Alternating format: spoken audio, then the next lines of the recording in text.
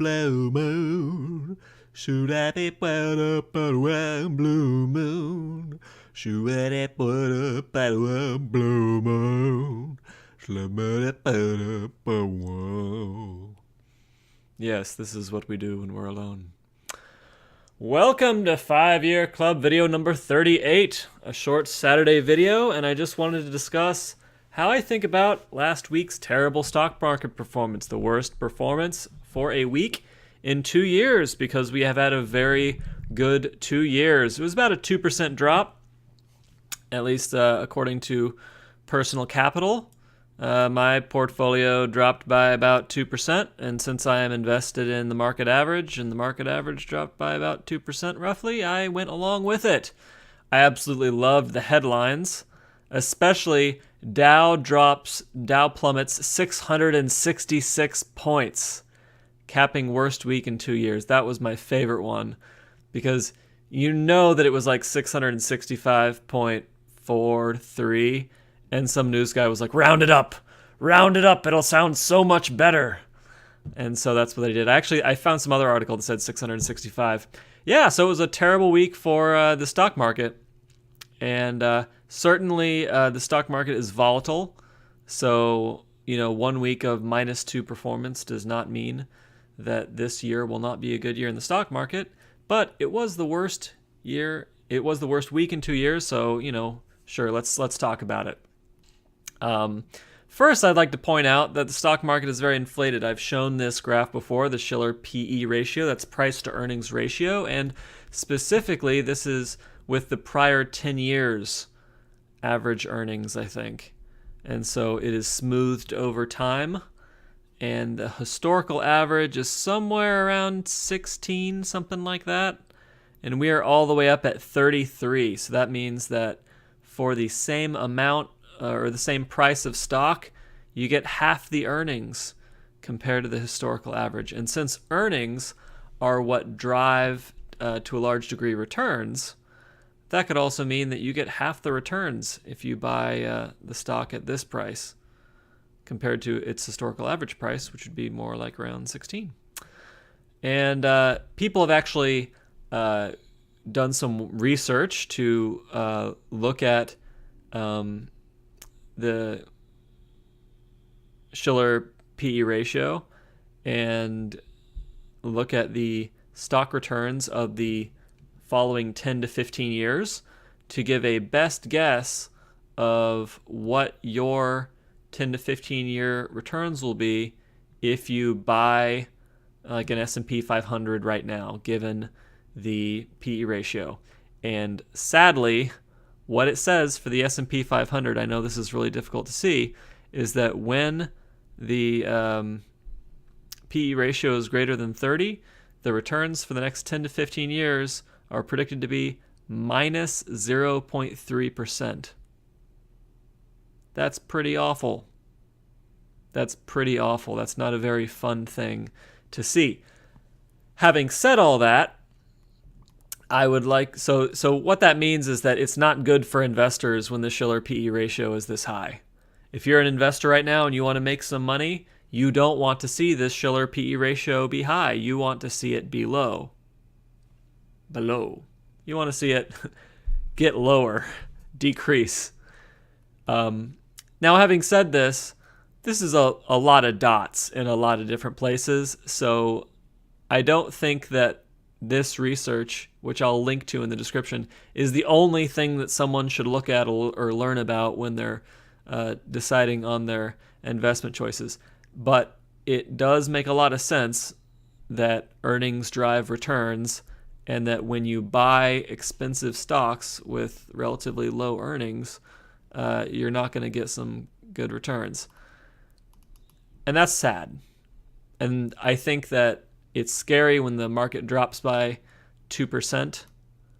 And again, these peaks, this is 1929 crash, this is the 2000 tech crash, and here we're going up another peak. Are we coming on another crash, perhaps? It's a very scary situation. And so, people wonder, should I freak out? Should I sell everything and buy gold or bonds or a pig farm? And the answer is no. Because sadly, all the research shows that if you try to time the market, you will probably screw it up.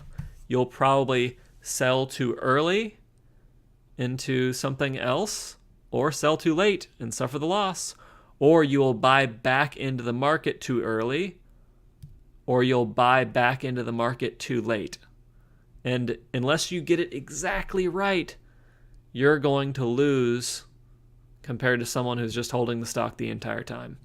I'm going to link to these two articles that discuss market timing and why it's a bad idea. The second one is more about psychological biases that make people screw up when they try to time the market. I'm not a believer in market timing. I think that the only way that people are successful with market timing is if they're trying to time a very, very small segment of the market where they have extremely deep experience. So they are looking at it for 12 hours a day. And even then, I suspect that most people fail. And the ones that we hear about, such as Michael Burry, who was able to predict the 2008 housing crash and make a lot of money from it, that's like availability bias. He's popular, and I know that he did that, so I think it can be done. When in fact, they don't have the news about all the people who tried to time that market and failed. I will say this, that when you invest money, so, you get some money next week and you want to invest it, you want to look at all your different investment options and what their underlying properties are and indicators. And then you want to reevaluate and make a decision about where you want to put that money. And that's going to depend upon how much you've already put into retirement accounts. It's going to depend upon how close to the retirement account max that you're at, those tax-free retirement accounts. It's going to depend upon what type of savings you want. If you're rebuilding an emergency fund, then it may be wise to put, more of that, like 60% bonds, 40% stocks, like the Betterment emergency fund. What do they call it? They call it the safety net fund. Yeah. Or maybe you don't have any exposure to real estate at all and you'd like to diversify into real estate. So you buy a REIT. That's a real estate investment trust. Or perhaps your cousin comes to you with a foolproof business idea and you actually like the underlying business plan that they're proposing and you want to put $10,000 into that or whatever it is. Or perhaps you don't have much education and you think you would get a return from getting a bachelor's degree or a master's degree or a law degree. Then perhaps you're going to want to save that money for education. And over time, the trade-offs in these, it's going to change. And we want to always take a fresh look at where new money goes. But philosophically, it's my opinion that when you buy into stocks for long-term investing purposes, for 20, 30-year purposes, you should keep them there. Just don't worry about it. Just keep it there. And I think there's a lot of research backing up that works out most of the time compared to a lot of these other strategies. All right. Well, enjoy reading these wonderful articles on expected returns given price-earnings ratios. It's some lovely Saturday night reading. If you're watching my video on a Saturday night, I appreciate it. I hope that you'll get some great Netflix in after this. And that's it for today's video, number 38. We are done with video 38. I did it. All right, enjoy your weekend.